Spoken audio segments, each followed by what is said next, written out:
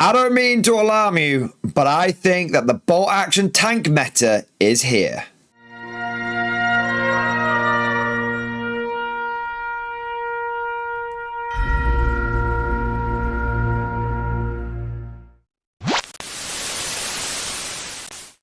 Hello again, my little Volks Grenadiers, and welcome to another Mordian Glory bolt action video. Today's episode is going to be a spicy meatball as we cover the latest intelligence report for bolt action 3rd edition.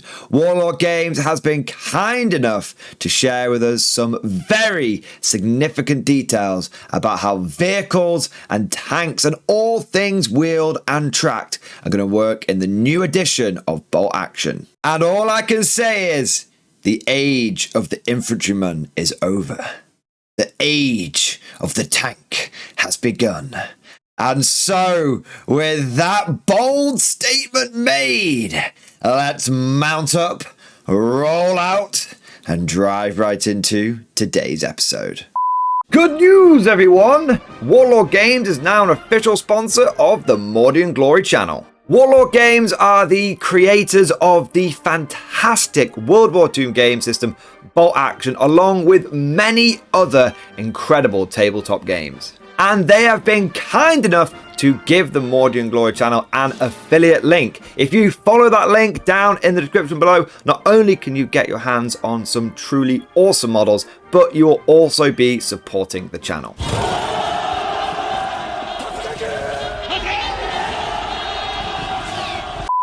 A massive thank you to Warlord Games for supporting the channel, and now let's get back to the video. Now, the first thing to say is that all of this information is coming from Warlord Games' own website with their latest intelligence report article.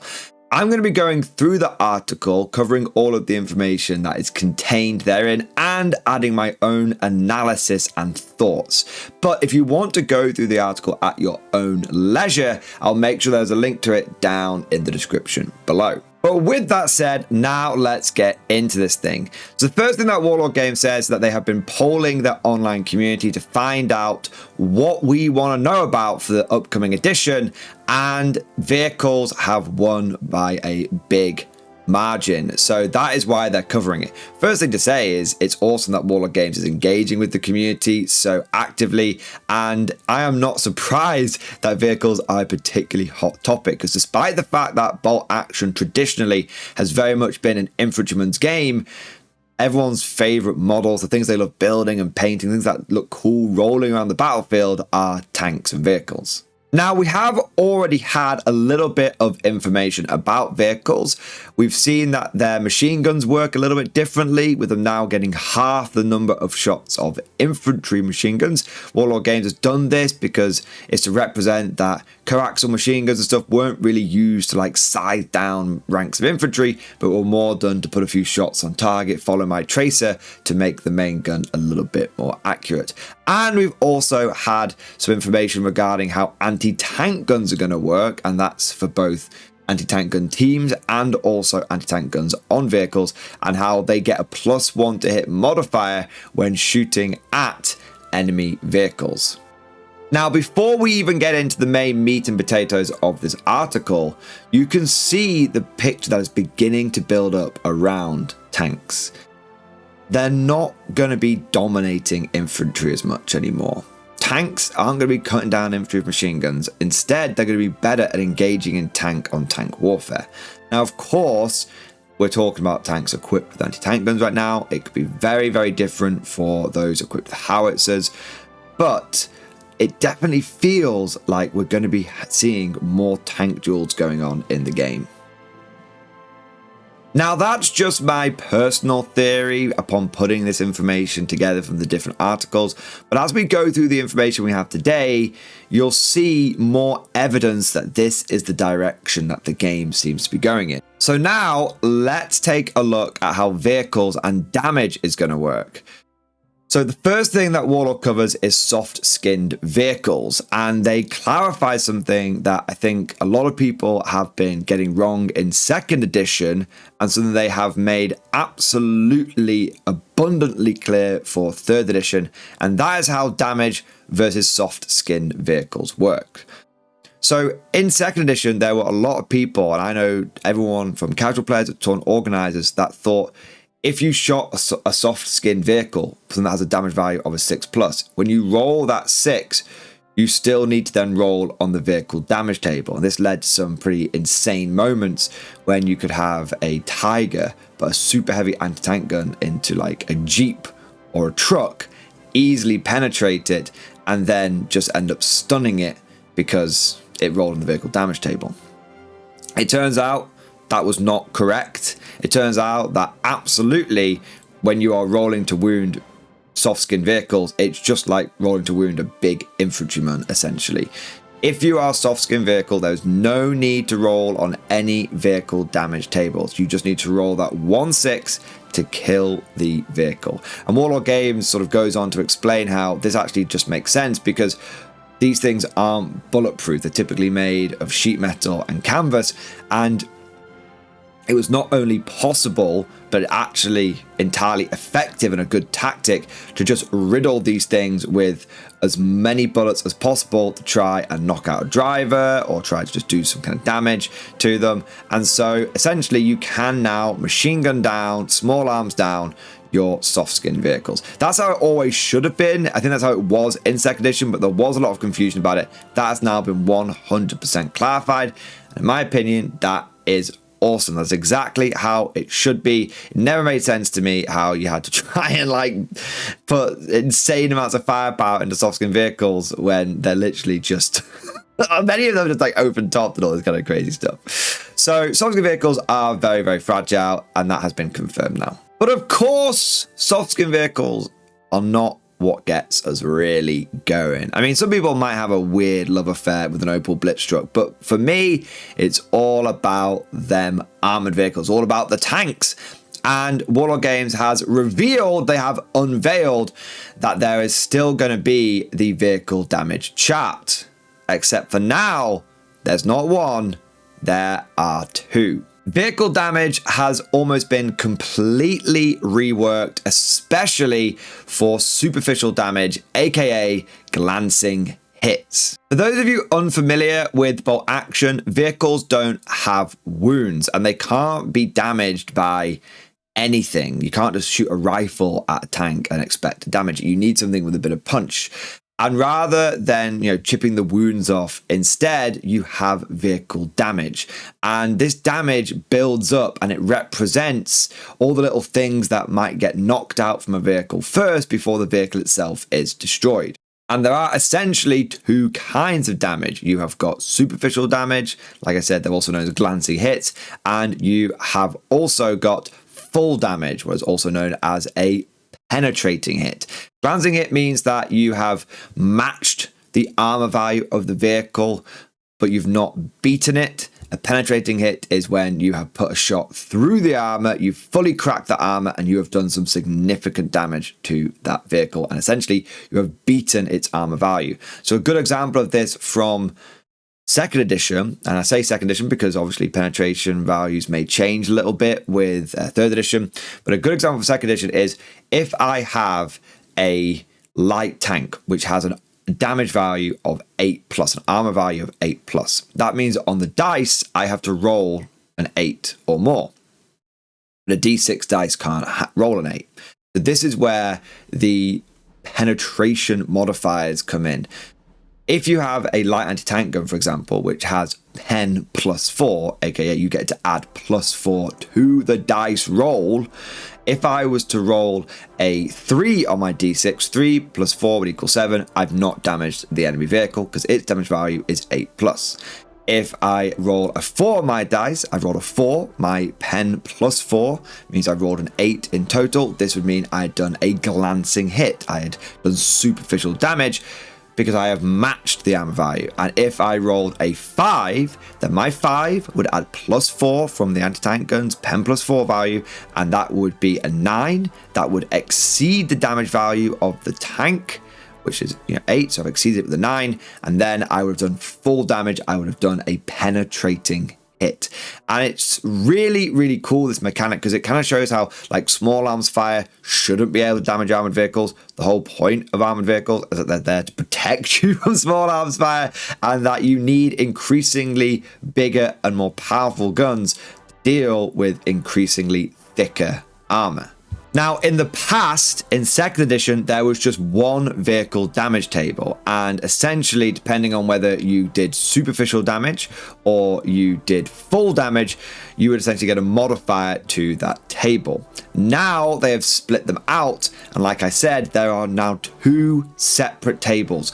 One for your glancing hits, one for your penetrating hits. Let's take a look at the glancing hit table first, the superficial damage results. Once we have penetrated the enemy armor, we need to roll on this table, and if we roll a 1, then the crew is stunned. This is basically the same as it was in 2nd edition.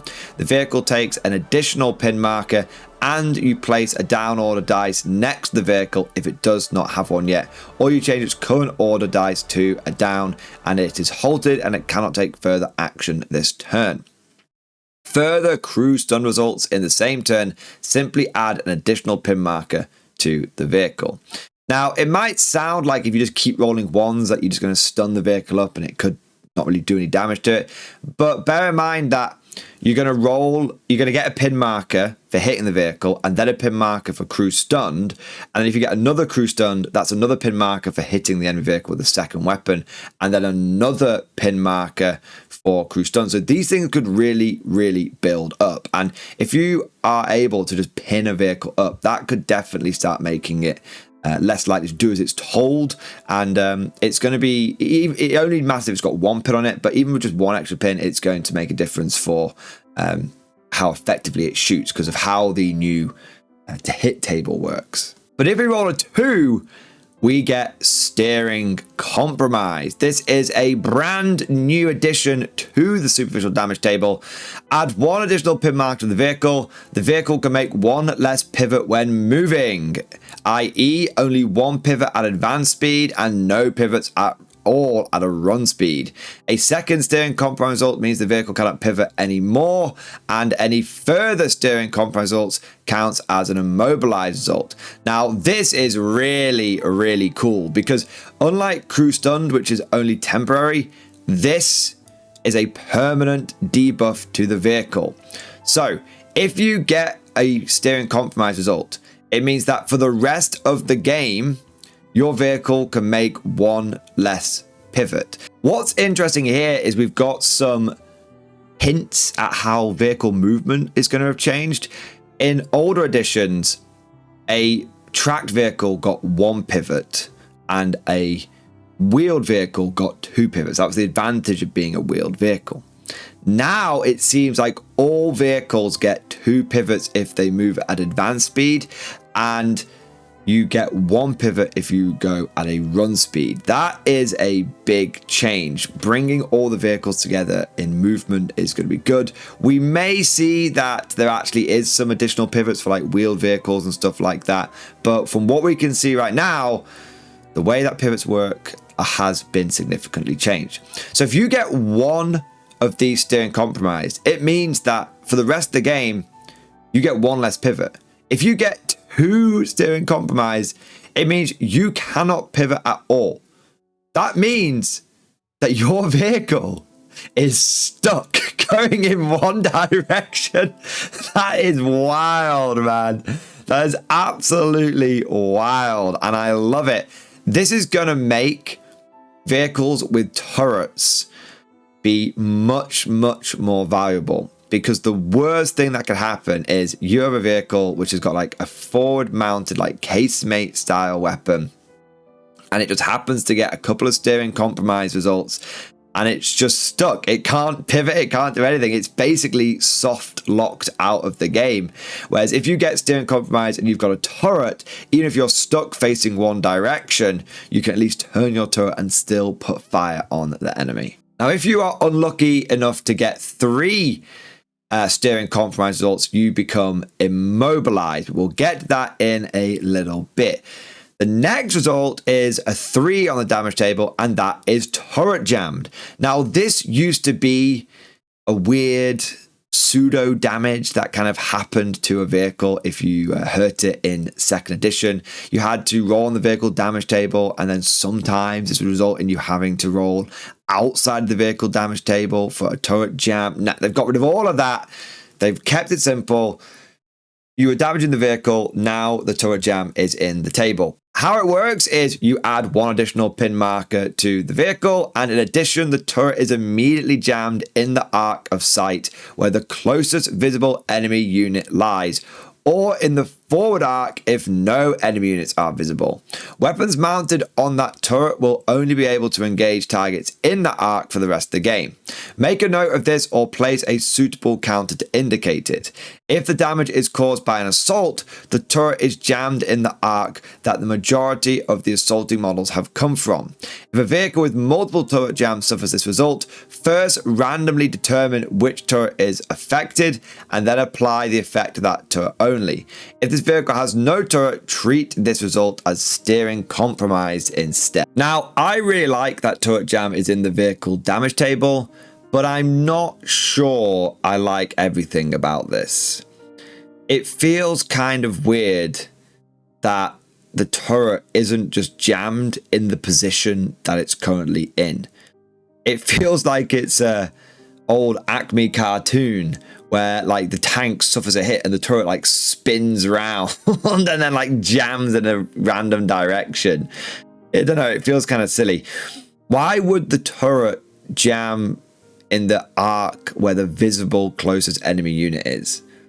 So does that mean if you have a unit of infantry that is behind your vehicle and your turret is facing forward, just facing straight forward, because that's where you are engaging targets, and then the enemy shoots you from all the way over on the other side of the map with an anti-tank gun, and then they get a turret jam result and your turret spins round so it is facing the nearest enemy unit, that doesn't seem right. Do you know what I mean? That doesn't seem like it makes sense. I guess what Warlord Games was going for is they were like, oh, well, the turret was probably facing the enemy unit that was threatening it most, and that was what it was trying to engage in. But I feel like that takes a little bit of onus, a little bit of agency away from the player, and I also think that it sort of breaks the immersion slightly. I do understand why they've done it, because technically rules are written, turrets don't have any facing. You just get 360-degree line of sight from them. So when you're playing your game by action, you drive your tank up and then you turn the turret to be facing the unit you want to shoot at. You don't actually have to do that. That's just us having fun turning turrets and making it look like we're shooting at the target we're shooting at. The reality of the rules in bot action is that you've just got 360-degree arc with turret weapons. Personally, I think that this is a case of maybe them trying to make the rule fit with how the turret rule works. Try to make turret jam fit with that. But I think it should have just been, look at your model, look at the current position of your turret. That is the position it is now jammed in. So if your turret was facing forward, it's now jammed facing forward. If your turret was facing backwards, it's now jammed facing backwards. This, to me, just feels a little bit unimmersive. Maybe it's there to represent that the turret gets hit, the hydraulics go off, maybe the electricals start going off, maybe the turret starts turning of its own volition, and then it jams, in like a random position kind of thing. Maybe, but I'd say I really like that turret jam is in the vehicle damage chart. I just don't like the way how it sort of forces to go towards the closest visible enemy unit, even if I had no intention of putting my turret in that direction. And I feel like this definitely could be open to some, I don't know if abuse is the right word, but you're going to have situations in tournaments where people take a really cheap unit, put it in a really crappy position, like behind the enemy vehicle, and then hit that vehicle hoping for like destroyed or turret jam results, and then just completely compromise that vehicle's ability to, you know, to start messing with the turret essentially. Maybe it's too many layers and it wouldn't actually happen, but it definitely feels like clever play could result in a very annoying result. And whilst clever play should be rewarded, it shouldn't be rewarded with a negative game experience. But moving on, we have got engine damage as result number 4. You get the additional pin marker, and the vehicle receives the slow rule for the rest of the game. If the vehicle had the fast rule, it loses it instead. If the vehicle already had the slow rule, its speed is halved. Like, that thing isn't going anywhere. And any further engine damage results count as immobilized results, see below. This is perfect. Like steering compromise, this is a new addition to the table, and I think it is very, very well implemented. It just shows that the vehicle, the engine has been damaged, of course that's why it's called engine damage, and it's not working properly. There's not getting power to the vehicle. Maybe it's jammed in like a crap gear and it can't. I want to go up to a higher gear so I can get some more speed going over this flat ground. Nah, we're stuck in like first gear, mate. We're not going anywhere. It just adds a very simple debuff to the enemy vehicle, and it also stacks in a really logical way. The more you damage the engine, the slower the vehicle gets, to the point where eventually you just knock that engine out. Engine damage, 10 out of 10, really good addition. Result number 5 is immobilized. This is a returning favorite from 2nd edition. You get your additional pin marker, and the vehicle cannot move for the rest of the game. Place suitable marker or token by the vehicle to show this. If the vehicle has already taken an action this turn, flip the order die to down to indicate it has been brought to a halt. If a further immobilized result is suffered, the crew abandons the vehicle and it is considered knocked out. See the full damage results table. Immobilize, it seems really prevalent in this game, in this damage table, because not only can you just immobilize a vehicle, but you have got multiple other ways of getting immobilized. Like if you damage the vehicle's engine enough, it becomes immobilized. If you compromise its steering enough, it becomes immobilized. So this table actually has 3 different ways of becoming immobilized, and this represents, I think, a very common battlefield situation that happened a lot in World War II, and happens a lot just in general in tank warfare, where the engine gets knocked out. In some way, the vehicle is essentially made combat ineffective. It can still fire its gun and everything, but no tanker wants to sit there in basically a metal coffin in a static position, just waiting for more shells to come in. Once your vehicle's mobility is lost, most tankers will start considering to like bail out of it. And so having like loads of ways of immobilize building up, and then immobilizing ending with people just being like, screw this, we're getting out of here, that feels really immersive, and it feels very logical as well. So immobilize, again, it was one of my favorite results in 2nd edition, and it's one of my favorite results here. The final result on the damage table is on fire, and this is another returning result from 2nd edition, and it works in pretty much exactly the same way. You get your additional pin, you then immediately have to go down with the vehicle, and then you have to take a morale test. If you fail the morale test, the vehicle is knocked out. Essentially, it is set on fire, it's burned out, and the crew just bail, and they're like, we're not sticking around, we're not going to burn to death in this thing. And if you do manage to pass the test, then it means that the fire has either gone out by itself, or the crew have managed to compose themselves and put the fire out with the equipment they have on hand. So on fire is a way that is you can try and knock a vehicle out in one go with the superficial damage table, but as you can see, there is no way to knock a vehicle out entirely guaranteed with superficial damage. If you want to do that, you need to go over to the full damage table, which we will do in a moment. One last thing to mention though about the superficial damage table is that if you are an open topped vehicle and you are hit on the top armor, then you have to roll +1 on this vehicle damage table. So essentially, if you're driving around like a universal carrier or a Hanomag and someone hits your top armor, maybe with some indirect fire, then if you were to roll a 1, that would become a 2 result, and that would be steering compromised rather than crew stunned. So it's interesting how open topped gets these additional modifiers, but it's interesting how open topped with superficial damage still can't be just knocked out. If you roll a 6 on this damage table with open top, you're still just on fire. So how do we destroy these vehicles then? Well, we have to go over to the full damage table. This is when you have penetrated the enemy armor and you have rolled above their damage value. On the full damage table, we have only got 4 results. We've got something for a 1, a 2, a 3, or a 4, 5, or 6. Now, on a 1, you get crew stunned. That is exactly the same as the crew stunned for the superficial damage. I have to say, this is a little low. I don't know, it feels a little mean. I feel like with all of these new interesting, like steering compromise and turret jammed and engine damage, they should have put that as the first result. Because rolling on the full damage table and then rolling a 1 just feels so bad. It feels like I've damaged the armor and yet I don't really have anything to show for it. So I would have loved if this had been engine damage. That would have been, I think that would have been perfect. It's a shame that it's crew stun. That is one of my least favorite things that happened in 2nd edition is I penetrate the enemy armor. I do it with a big, super heavy tank. I'm shooting like a Hanomag with my King Tiger. I'm shooting a universal carrier with my 17-pounder. And this shot should go through one side and out the other. And I roll a 1 and get crew stunned. This was a great opportunity for Warlord to remove that sort of negative game experience. And unfortunately, it's still here. So that's a bit of an L, but the rest of them are fine. If you roll a 2, you get immobilized. That's good. That's a permanent debuff.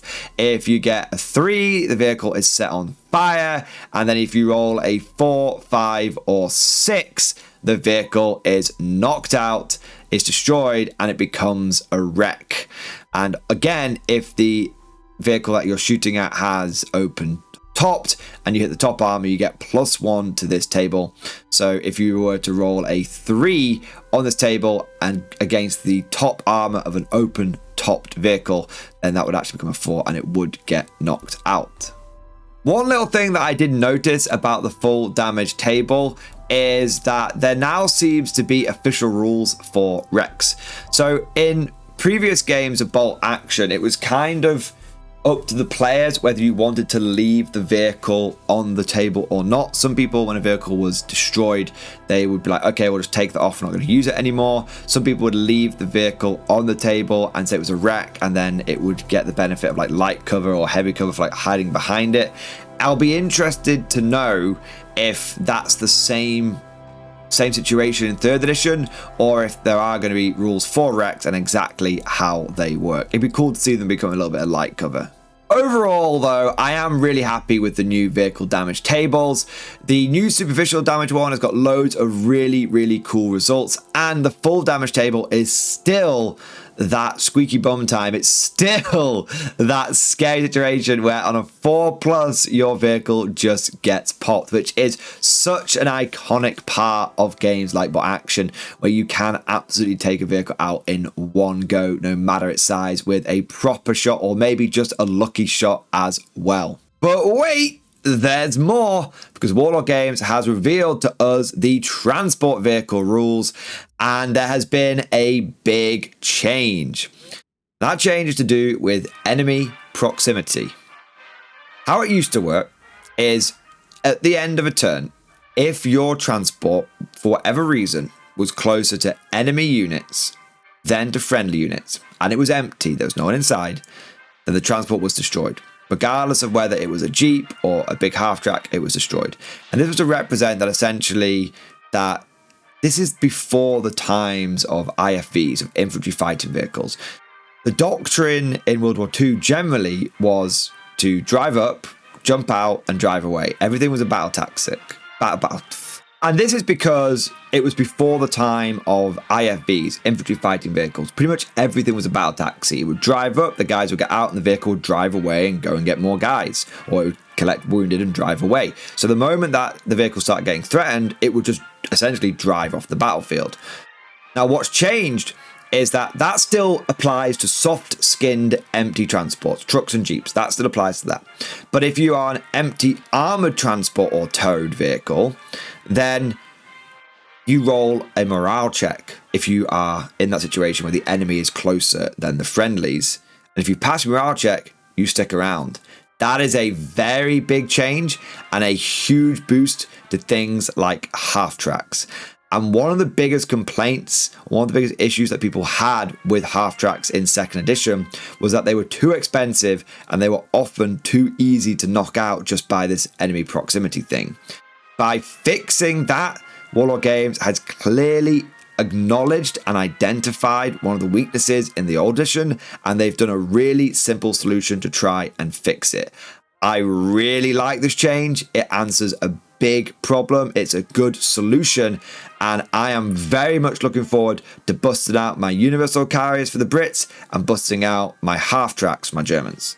But last and certainly not least, at the bottom of this article, Warlord Games has revealed they are hugely and massively overhauling the vehicle points costs.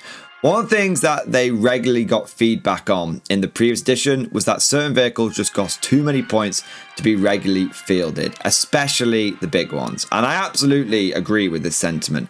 You never saw anyone taking the big tanks. And if they did, it was either in a bigger game where they had like 1,500 points to players rather than the usual sort of 1,000 or 1,250. And the other time people took them is because it was a meme. That was it. But now they have completely changed the points, and a lot of the bigger vehicles have gotten a bit cheaper.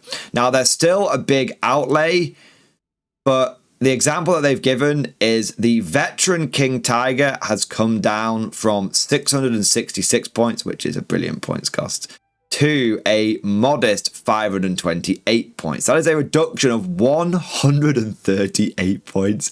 That is insane. That is absolutely insane. But the thing is, like, Warlord Games is looking at this through the lens of, oh, you're going to take your Tiger as like a veteran tank. Nuh-uh, I'm going to take a Tiger as regular. Do you know why? Because a Tiger 2 regular is now only 440 points. That is bonkers. That is absolutely bonkers. And you are going to see these things in 1,000 point, 1,250 point games now. But here's the thing. I suspect there's a number of reasons why this has been done. Firstly, not only do they want people to use big tanks, because big tanks are cool, but also because when you take an armored platoon, you're not buying one vehicle, you have to buy two. If you want to take an armored platoon, you have to take a command vehicle, which could be something light, but still, it's points you've got to spend. It still could potentially be a tax. And then you have to take the tank that you might actually want. Now, if the Tiger had stayed at like 666 points, and then you have the command vehicle, you literally couldn't fit your army into an 1,000 point game. So they brought it down so it's actually possible for you to field these things and take into account the command vehicle tax and all that other kind of good stuff. But I think there's another reason why they've done this, and I think this is the biggest hint. I think that Bolt Action 3rd edition is going to be the tank edition. And as someone who has suspected this for a little while, and who over the last 2 weeks has painted up 18 bolt action vehicles from universal carriers through to Marders all the way up to a King Tiger, let me tell you, I am very excited for that, because tanks do look really, really cool on the battlefield. I think that what's going to happen, this is just my personal opinion, I could be totally wrong, I think bolt action is going to become a slightly bigger game. Whereas right now, 1,000 points is the standard play, and people sometimes go up to 1,250 if they want to include bigger stuff. I would not be surprised if the standard points level for bolt action actually becomes 1,250 in 3rd edition, and I wouldn't even be surprised if the standard points level went up to 1,500 points. I think what you are going to see is people taking a rifle platoon, people taking an artillery platoon, and then people taking a tank platoon. And I think in order for people to fit in 2 or 3 tanks and a couple of artillery pieces and all the infantry, they're going to want to expand the game up to 1500 points.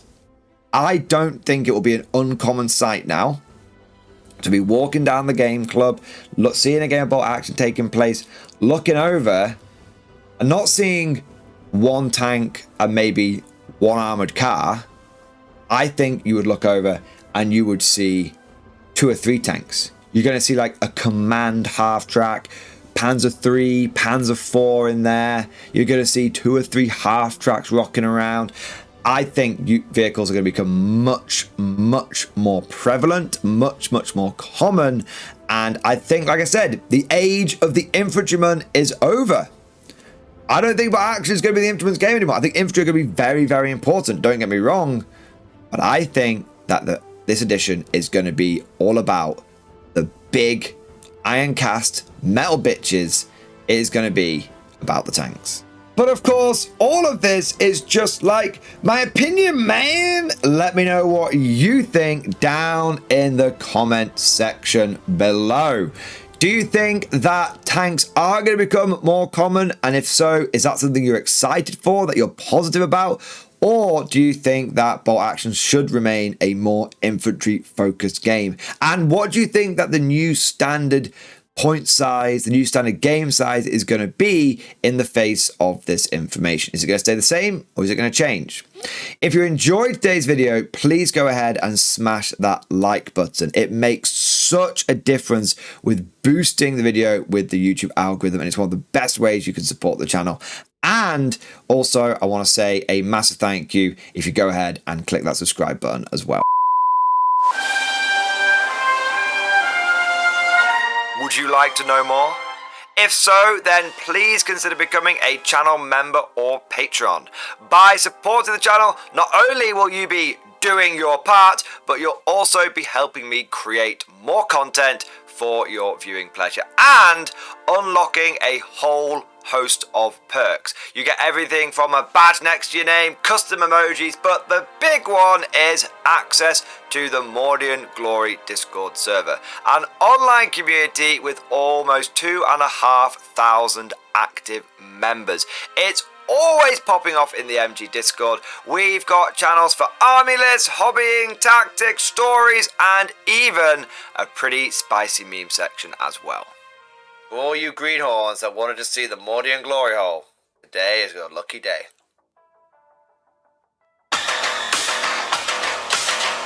And joking aside, I do want to say a massive thank you to all of the current channel members and patrons. You guys are amazing. Truly the lifeblood of the channel. I could not do Mordian Glory full time without the incredible and generous support of my members. So thank you guys so much. And last but certainly not least, I want to say a personal thank you to all of my top tier Patreons.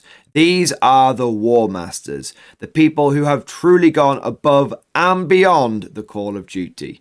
So a heartfelt thank you to Alex Dengal, Bon Vert, Lord Pryor, Mark Panconi, RJ Scorpion, Swordfish Trombone, Try Again Bragg, John Stubbs, Nick Walsh, Diesel Fox, and August Barney. Seriously, guys, thank you from the bottom of my heart. Your support is incredible and it makes a huge difference.